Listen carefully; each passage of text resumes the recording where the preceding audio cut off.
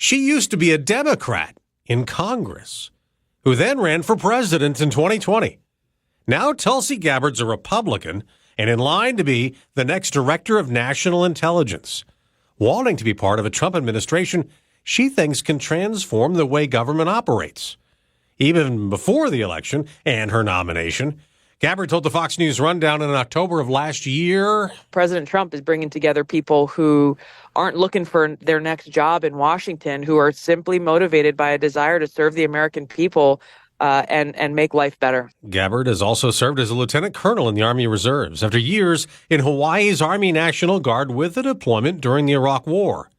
Now, as the Director of National Intelligence nominee, Gabbard has her confirmation hearing at the Senate Intel Committee, which is chaired by Republican Tom Cotton. I understand that people have their differences of opinion with Ms. Gabbard. Probably some Republicans disagree with the vote she's cast as a Democratic Congresswoman. A lot of Democrats may be upset that she finally saw the light and left the Democratic Party. I do hope, though, that we won't see anyone questioning her patriotism. You know, Hillary Clinton has basically called her a traitor in the past. Gabbard will be questioned in public, then in private, after meeting with senators on the Intel Committee, some of them twice, like Mike Rounds. We talked about her background. We talked about what was going to be expected of her in an open hearing, one in which both Republicans and Democrats would ask questions. Senator Rounds is a Republican from South Dakota. In the closed Intel hearing afterwards, in which we can talk about some items that are not necessarily available for public discussion on a more classified basis. That's what we started out with. I talked with her about her background. I asked her about her trips overseas. I also asked her about her understanding of the Intel community and the types of questions that she would be asked. When we got done with that, we agreed that we would bring her back in later on after she had a chance to go through and really kind of talk with some of the other people that were directly involved with Intel. We had her talk with Robert O'Brien, who a lot of people within the Intel community know and greatly respect. Along with him, we had her talk with some other people, including some folks that worked in the upper levels of the CIA. We wanted her to get that background, which she really hadn't had an opportunity to talk with before. And Senator, I know when you spoke of Robert O'Brien, he's the former national security advisor. What have you spoken to him about what he thinks of Tulsi Gabbard? I actually did. And he came back saying, look, she is a quick study. She picks stuff up quickly. She's doing this for the right reasons. She is learning that some of the statements that she had made earlier may not be up to speed today because of modifications to some of the tools that we use. And just as an example, the FISA tools that we have, this is basically part of the Intel community's response to terrorism around the world. We have the ability, using technology, to actually listen in and gather data on individuals that might be looking to harm people in our country, but who are overseas.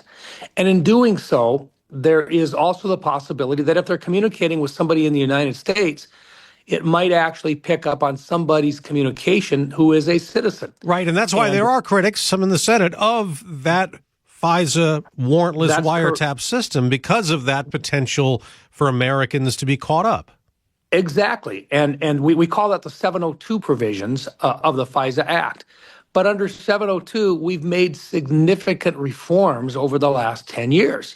A number of those reforms she simply wasn't aware of. Okay. And once Mr. O'Brien had a chance to talk with her, and once she went back in and really had a chance to dive in, she found that some of the concerns that she had previously had been responded to and had been allayed.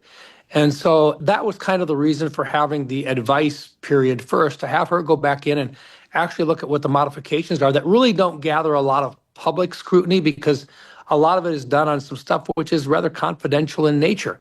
She had a chance to look at it and to find out what those protections were that were built into the law, and came back in the second time around with me, sat down, and we had a very good conversation. And she just said, look, I've learned a lot about the program. I've learned what some of the reforms were and so forth. And you're right. I do need to be able to support FISA. I do need to be able to explain to people how critical it is, because for the President of the United States to get accurate information about what's going around in the rest of the world, we run anywhere from 60 to 90% of his daily brief comes out of collection activity found within FISA. All right. Now, Senator, I have to ask you about, I'm sorry to interrupt. I wanted to ask you, you had referenced some trips that she had made in the past. 8 years ago, when she was a member of Congress from Hawaii, a Democrat, she went to Syria and she met with then leader, the dictator of that country in the middle of a civil war, Bashar al-Assad. Now, he's been ousted since, and there's a change in Syria. That caused a lot of consternation. When she did that, it was an issue when she ran for president as a Democrat in 2020. What do you think of that trip? What did you talk to her about? Well, my background, I'm on the Armed Services Committee as well. And we travel overseas. We go to places and we talk to people that are not necessarily always real savory. But I can tell you that my message to her is it does not, in my opinion, it does not cause me concern that she visited with somebody from overseas or that they were not necessarily our friend.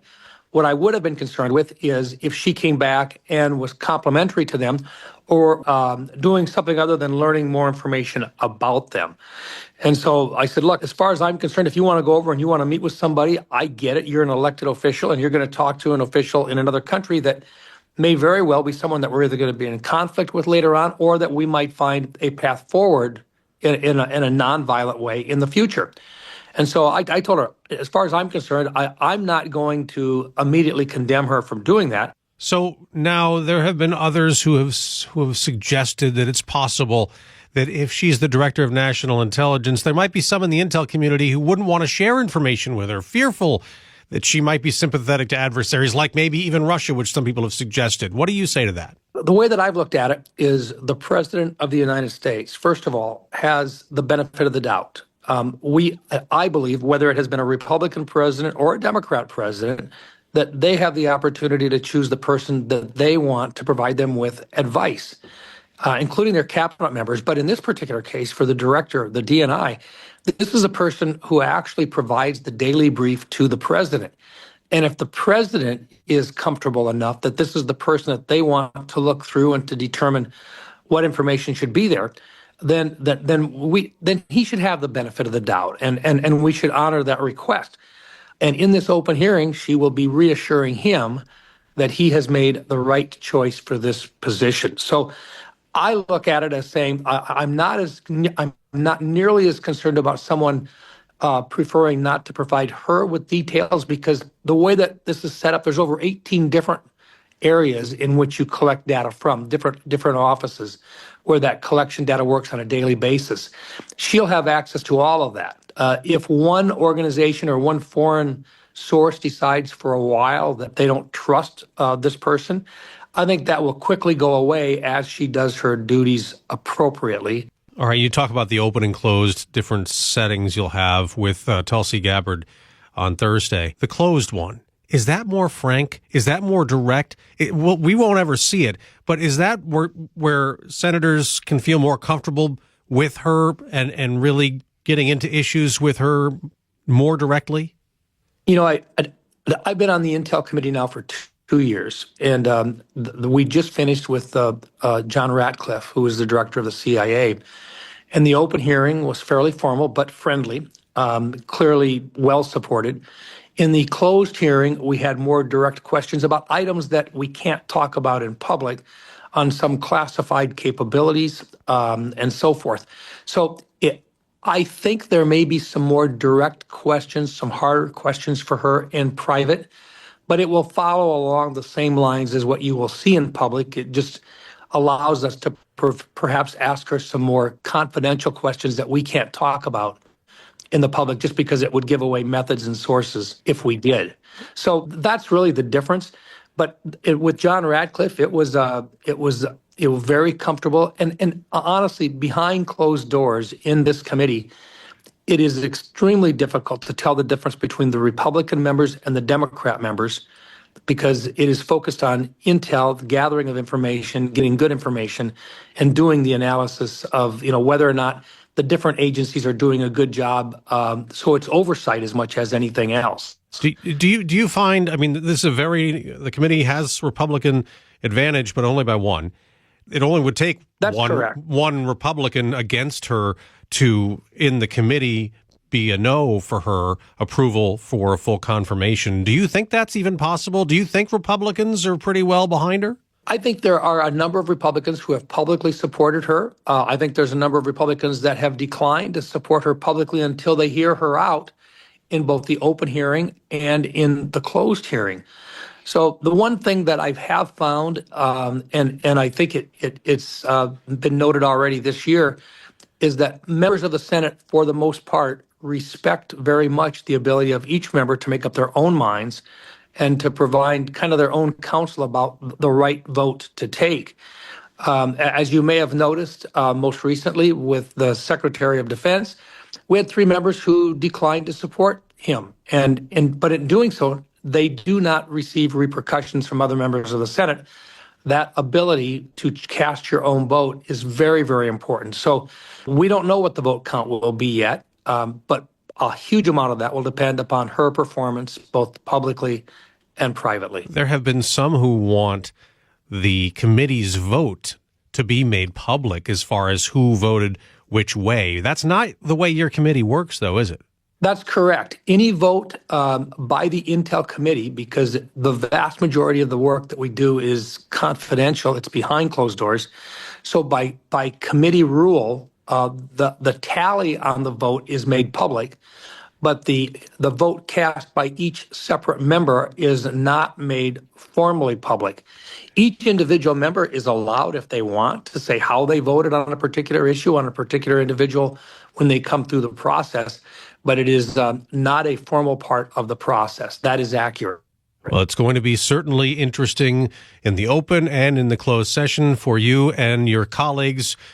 The hearing for Tulsi Gabbard, the Director of National Intelligence nominee, Thursday at the Senate and the Intelligence Committee. Senator Mike Rounds is a member. He's a Republican from South Dakota. And Senator, thank you so much for your time. No, thank you very much. And once again, this is the way the process is supposed to work. We provided advice to her. She came back. I thought she did a great job in front of me the second time around. And that's what we're looking for, is to have that opportunity to provide advice, but also the opportunity in the future here, hopefully, to be able to provide our consent. Great, Senator. Thank you very much. Thank you. Bye-bye.